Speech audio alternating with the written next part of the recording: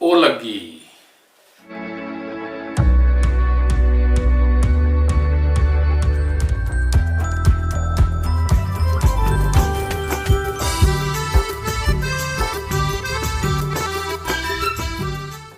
देश विदेश से बहुत सारे लोगों का निवेदन आ रहा है कि मैं कुडुख वर्ल्ड चैनल पर लोगों को कुडुख सिखाऊं।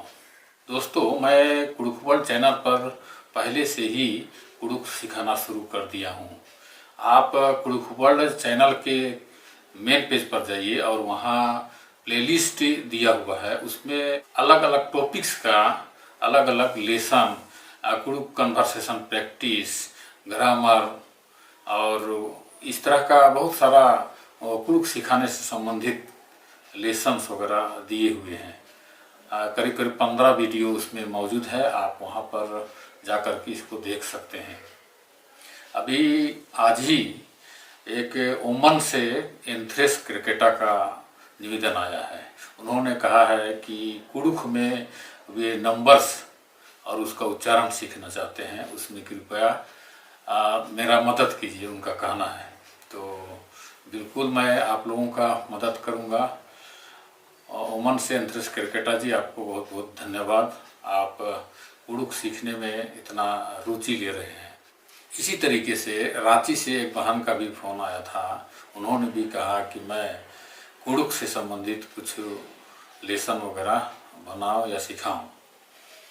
और भी बहुत सारे लोग कमेंट करके या फोन करके बोलते हैं कि कुडुख वर्ल्ड चैनल में कुडुख सिखाया जाना चाहिए।